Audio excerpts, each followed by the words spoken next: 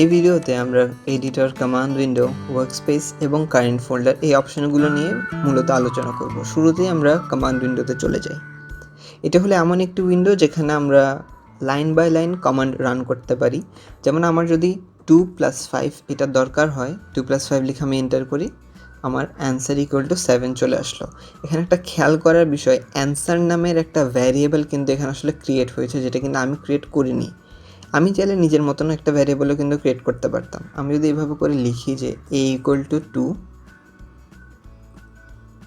b = 5,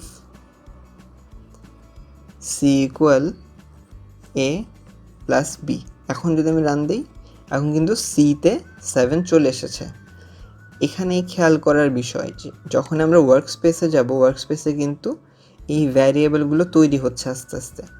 a, answer, b এবং c এই ভ্যারিয়েবলগুলো তৈরি হয়েছে। এবং যেহেতু ম্যাটল্যাব সবসময় ম্যাট্রিক্স নিয়ে কাজ করে, এখানে আসলে একটা একটা করে ভ্যালু রয়েছে। অর্থাৎ a যদি একটা ম্যাট্রিক্স হতো, তাহলে a এর র্যাঙ্ক হতো 1x1 বা 1/1। তাহলে আমরা এখানে দেখতে পাবো যে a এর ম্যাট্রিক্সের র্যাঙ্কটা কিন্তু 1x1-এ দেখাচ্ছে, এবং এখানে সবগুলো ম্যাট্রিক্সের র্যাঙ্কই আসলে 1x1 দেখাবে। আমরা এ নিয়ে চাইলে আর একটু ডিটেলও ভ্যালু দেখতে পারি। আমরা যদি এখানে ডাবল প্রেস করি, তাহলে ভ্যারিয়েবলস নামে একটা উইন্ডো চলে আসলো, এবং এখানে ভ্যারিয়েবল 2 এটি দেখাচ্ছে মূলত। আমরা এই উইন্ডোটা কেটে দেই। এবার আমরা কমান্ড উইন্ডোতে একটা কমান্ড রান করব। আমরা CLC এটি লিখব, যেটির মানে হলো ক্লিয়ার কমান্ডস। সাথে সাথেই খেয়াল করে দেখবেন যে পুরো কমান্ড উইন্ডোটা কিন্তু একদম ফ্রেশ হয়ে গেল, কিন্তু এখানে কিন্তু কোনো ভ্যারিয়েবল মুছে যায়নি। আমি যদি এখানে c লিখে এন্টার করি, তাহলে কিন্তু c এর ভ্যালু 7 দেখাবে। কিন্তু আমি যদি m লিখে এন্টার করি, কিছুই কিন্তু আসেনি, কারণ m নামের কোনো ভ্যারিয়েবলের সাথে ওর আসলে পরিচিতি নেই, এবং এই কারণে দেখাচ্ছে যে আনডিফাইন্ড ফাংশন আর ভ্যারিয়েবল m। আমি আবারও CLC ইউজ করলাম। এরপরে আমি ক্লিয়ার অল এই কমান্ডটা ইউজ করব, তাহলেই ভ্যারিয়েবলসগুলো এখনই ক্লিয়ার হয়ে যাবে। আমি এটাকে রান দেই, দেখা গেল যে ভ্যারিয়েবলগুলো কিন্তু সাথে সাথে মুছে গিয়েছে। ম্যাটল্যাবের কমান্ড উইন্ডোতে সবথেকে ইউজফুল আরও একটি কমান্ড হলো হেল্প। হেল্প লেখার পরে আমি যেটাই দিই না কেন, সেটি নিয়ে আমি বিস্তারিত জানতে পারবো। আমি যদি হেল্প CLC লিখি, আমরা দেখতে পাচ্ছি CLC হলো ক্লিয়ার কমান্ড উইন্ডো, এবং CLC কমান্ড উইন্ডোটাকেই ক্লিয়ার করে শুধুমাত্র। আবার আমরা যদি ক্লিয়ার এটা নিয়ে জানতে চাই, তাহলেও খুব সহজে আমরা হেল্প ক্লিয়ার লিখব, তাহলেই আমরা আমাদের কাজটা কিন্তু পেয়ে যাব।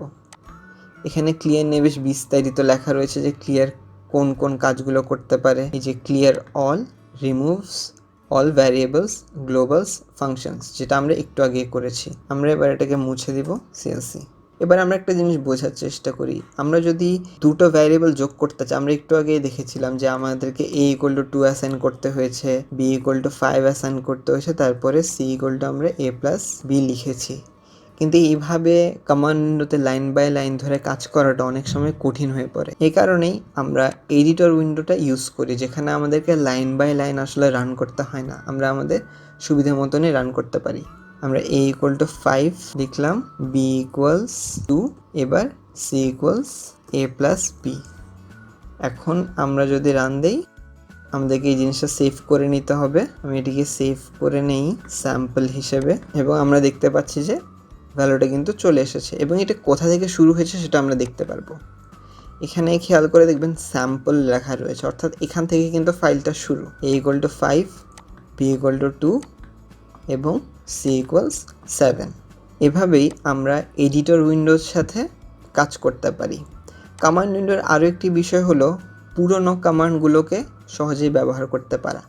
আমরা যদি আপ অ্যারো এই সাইনটা ইউজ করি, তাহলে আমরা দেখতে পাবো যে আমরা যেই কমান্ড ইউজ করেছি সবগুলো কিন্তু রয়েছে।